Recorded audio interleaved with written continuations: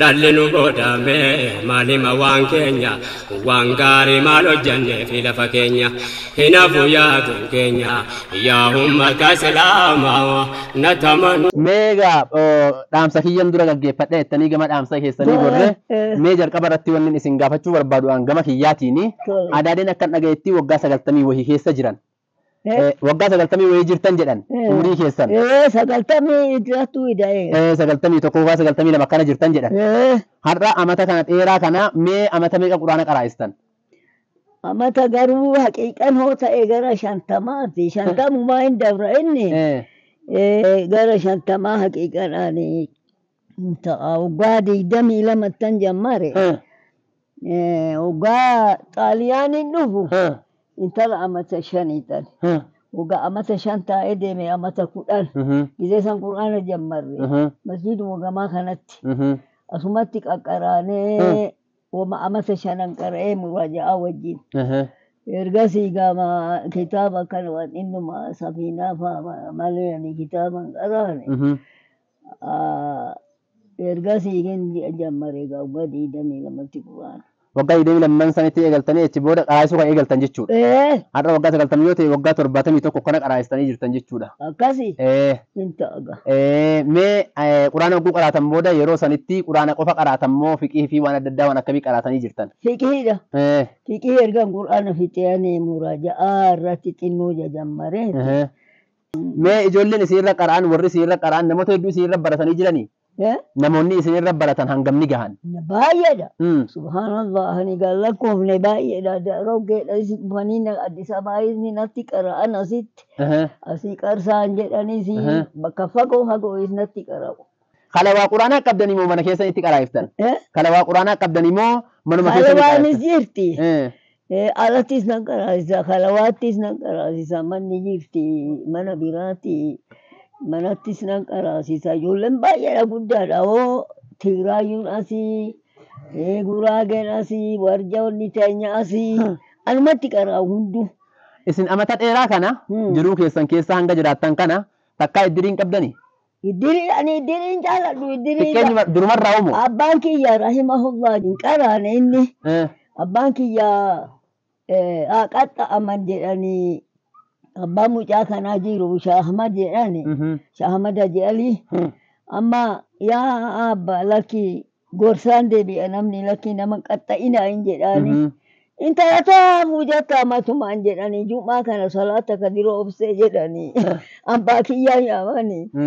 Hordoftootaa fi daawwattoota keenya wanneen isinii dhaamuu barbaaduu fi isinii jechuu barbaadu dhaamsii adaadeen dhaammachuu jiran guddaan maaliif amantiin islaamaa jiruu keessa nu galuu dhabee maaliif hayaata keenya keessatti hogguun salaannu nuti akka islaamaa salaannaa yeroo jiruu keenya jiraannu hawaasummaa keessatti jireenya fuudhaa fi heerumaa keessatti duunaan gaggeeffachuu keessatti maaf akka islaamaatti hin jiraanne jireenya keenya guutuu akkaataan fuudha keenya akkaataan heeruma keenya akkaataan bultii ilmaan keenyaa fi maatii keenyaa wajjin jiraannu maaf akka islaamaa nuu ta'uu dhabee maaf akka islaamaatti hin jiraanne iddiriin nuti fayyadamuu jirru yookaan har'a nuti jiraachuu jirru kun keenyaa miti akka keenyaatti miti akka hawaasa islaamaatti miti akka jaahiliyyaan namni biraa nutti fidetti jiraachuu jirra maaliif kana jijjiiruu dhabnee jechuudha komii qabanii namni hundinuu jiruu keenya akkamittiin jiraachuu jira amantii islaamaatiin hin jiraataara fuuti koo akka nabiin fuudhee salawaatu rabbii wasalaamu alayka isaan itti fuudhanii duunaan akka isaan itti gaggeeffatamu ittiin gaggeeffataara jennee if laaluun dirqama amantiin islaamaa soommanaa fi salaata zakaa kanarratti dhaabbatu kun arkaana isaan kun bu'uura jedhamu hojii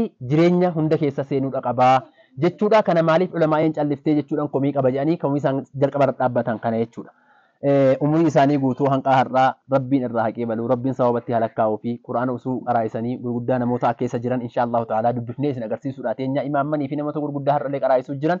Dhalli nu godhame maalima waan keenya waan gaarii maal hojjannee fi lafa keenya hinaafuu yaaduun keenya yaa ummata islaamaa nataman. Mee adaadee quraan irra qaratee irtaati. Hangam quraan irratti qaraate. Isaan biratti akkatamte haya amata guutuma quraanummaa isaan irra qaraate. Mana isaaniitti isin qaraa'isan immoo alatti isin qaraa'isu. Gibbuma isaanii keessatti jechuudha. Isaan ofuma isaaniitiif bakka godhatanii isin qaraa'isu. Eenyu tokko waa qaraa'isanii fi isaan gargaaraa ture waan qaraa'isan. Maaltu isaan gargaara? Namni tokko fakkeenyaaf isheen tokko quraana qaraa'isuudhaaf waa godhuudhaaf namni isa gargaaruu barbaada. Namni jiruu isaa godhuu barbaada. Eenyu waa godhaaf isaaniif? Gargaaru hin jiru. Isaanuma bicha. Kophaadhuma isaanii jiraatanii. Alhamdulillah. Daa'ima taanii isaan booda madrasaan nu baname seenne malee hundi keenya daa'imma taanii hanga juuzii 5 6. Isin. Sinaan nu asumatti amma. Ni qaraa'istu moo ni qaraatu? Ni qaraatu. Sababni keessan isaaniif deemee jiru Rabbi. Ijoolleen keessan isaan adda irratti qaraanii qaqqabanii. Boleettiitti naa oolu. Aayaa. Intala adaadaatiyyaa. Akkana. Irratti qaraatanii? Anis irratti qara'e. Isin illee irra qaraatanii? Anumti illee irratti qara'e. Umriin keessan meeqa? Umriin kiyya 81. 81. Isin adda irratti quraana qaraatan jechuudha. Ijoolleen keessan hoo? Ijoollee keenyas warri jajjabaan qara'anii jira. Jibriil faan irra qaraanii jiranii? Yesuufaan qara'anii jira. Jibriil Ibrahim jedhamu moo Jibriil Ibrahim jedhamu? Jibriil Ibrahim jedhama. Imaama Masjiida kanaati? Imaama illee muti. Hatiiba Jumaati. Hatiiba Jumaati? Hatiiba jechuun imaama waa bara. Haaya mee ati quraana eenyu irra qaraate? Quraani adaadee khayriyaa irratti hin qara'e. Adaadee khayriyaa irra qaraate? Adaadee khayriyyaan amata dheeraa quraana qaraa'isaa turanii? Waggaa 72 akkana qaraasaniidha. Quraana jechuudha. Waggaa 21tti quraana qaraasisuu jalqabe. 21 dhalatanii jechuudha. Hayyee.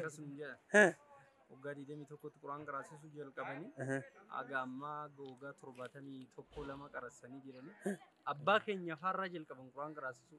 Abbaa keessan oguun gaafadhe Ibrahim. 82 akkana. Abbaan kiyya umriin isaa yeroo saniitti qaraasisuu jalqabanii. Jechi waggaa 21tti qaraasisuu jalqabeedhani.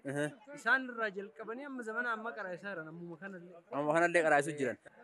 Mee isaanii akka isaanitti iddirii faanii morman waan didanii isinoo akkamitti isin barsiisan ture isin barsiisanii ture waan kana?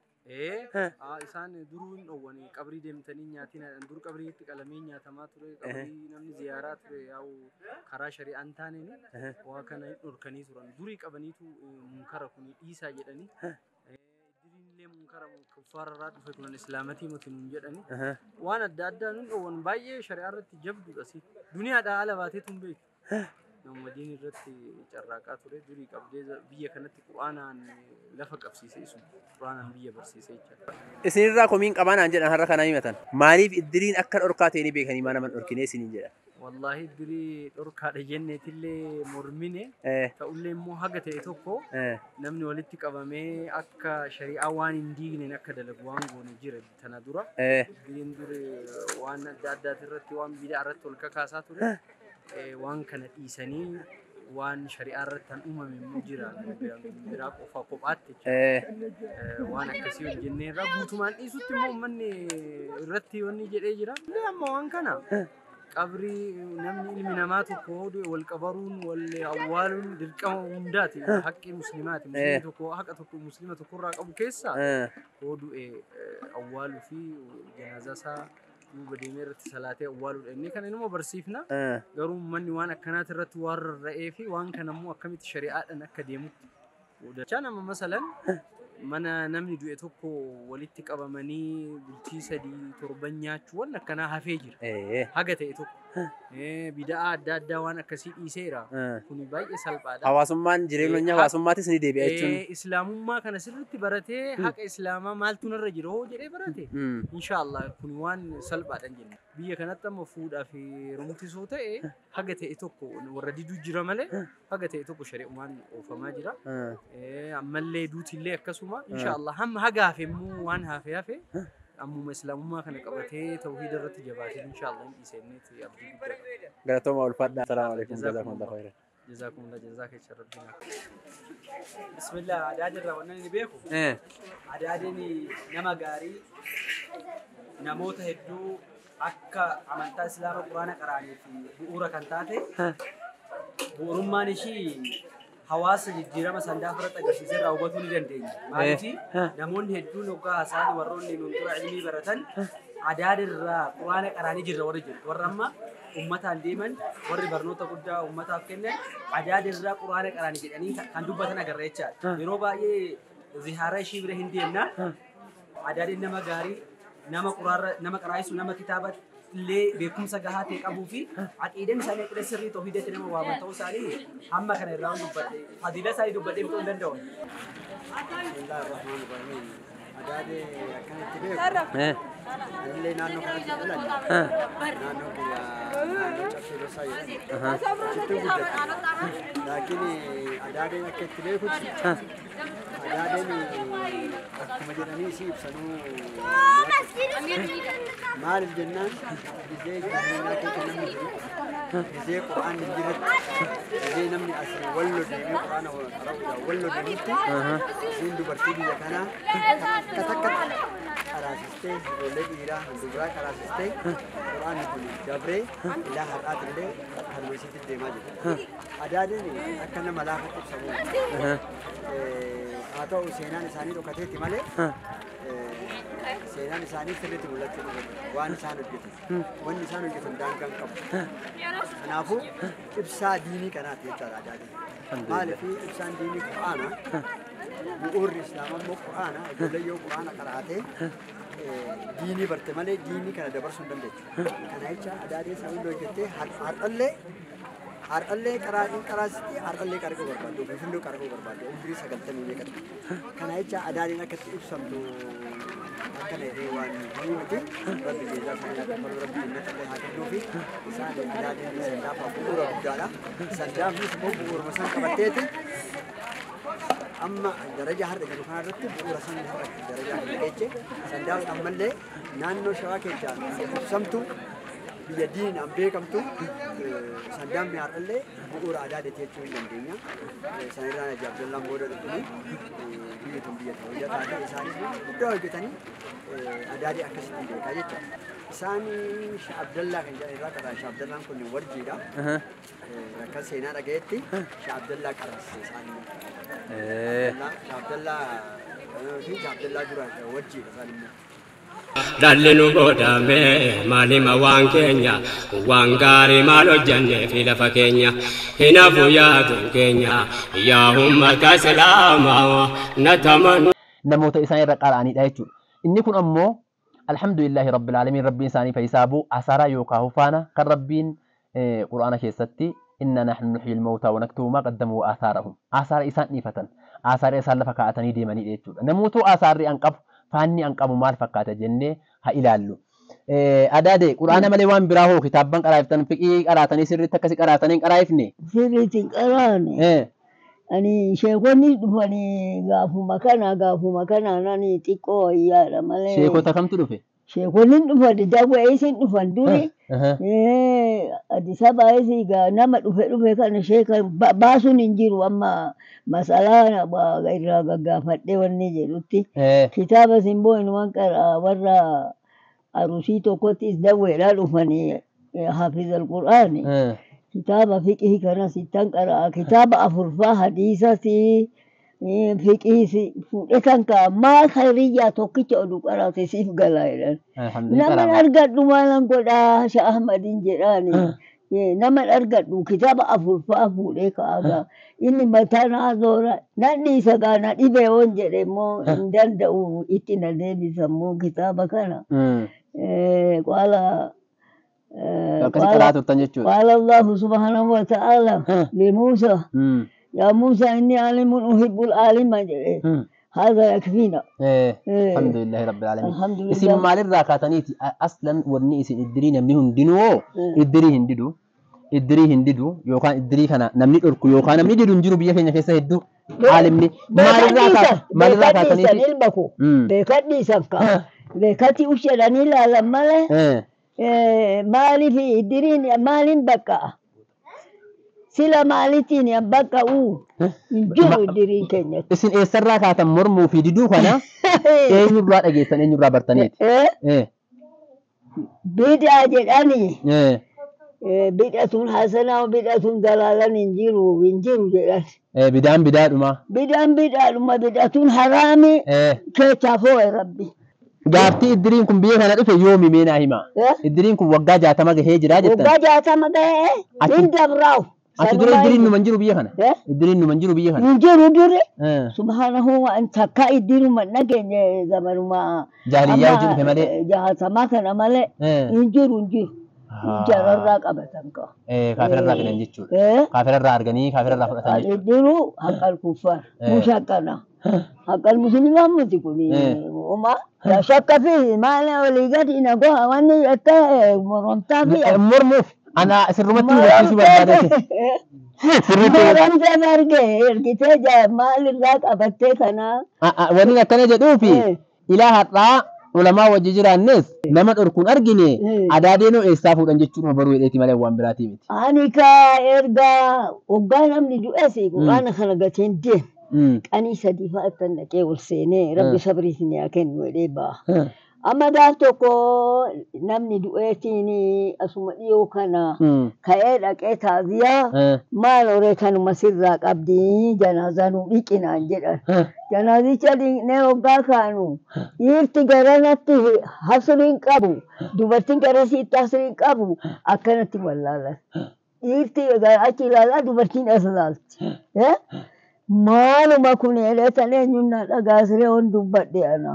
Mannoo jara namaa fiigdanii suutuma wa'ettan isin dhaqqabdanii taasii bakalaa dhaquun isiniin baqqa'u warri damee maal jedhe. Maal dubartiin ulamaa kan gabaa baatu kan walitti qabamtee taasii adeemtu. Hojiin kun haraama boru ibsaan jedhaga. Hojiin kun haraama atis na jaambaatu jedhee. Najambau indisi. Nareme. Isini shashi butte kate namni du'e jenna. Ahlal maqbaran ingalleti achuma orti. Fakhalafa min ba'di kanu aba'u salata wa taba'u shawati fasawfa yalqawna ghayya. Injiru. Akkana wallahi. Surat Maryam. Suratul Maryam. Marre ma kana gooti ma kana godhan dhoowwii manatti namichi kuni jedhe. Ani gaa zamana sanan argee sanirraa nani garaan na gubate abbaan kiyyallee rahimahullah keechuma jira kan du'es kanuma keechaa du'a.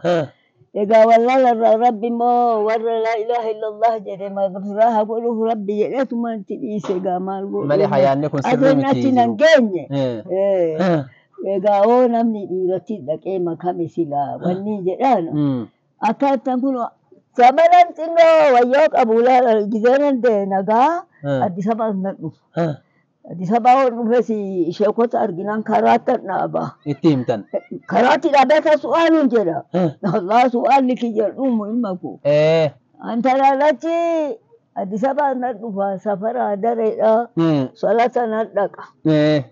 Dhaqee gaafa jummaadhaa dhiiratu asii anwaar dhufan. Dubartii bichaadha. Dubartii hadaree bichaadha. Amma salata dhaabbadee dhaabbanu dhaqxee mihiraaba seenti. Kotas deebiin jedhe. Maali jette? Inta'u dhiira ati galachi seenti. Kotas deebii imaamatuhunna wasaxahunna iddoo ejjeluun jedhe. As deebitee ejjettee booda. Inta usheka keenya sidan rubale. Inta wani sinitu himedha dida. Bomo jala godhatan inna fuudhanii na geechan. Jennaan namichi maali akkaatti kunoo miilas maali akkana addaan gootan jette nu dhoowwarte jedhaniitti himan. Maa kana gootare amma taakkuu tokko jennaan tadumu baadu haala baadhiin jedhe maal ta'eef hin jedhe. Jadi sampai ada reda namichi. Rabbi umri kecani tawila hagodu. Amin amin amin. Kecani suasia. Amin. Fatimatan hasana Rabbi sini ya. Amin amin amin. Barakat Amin. Ya syabab.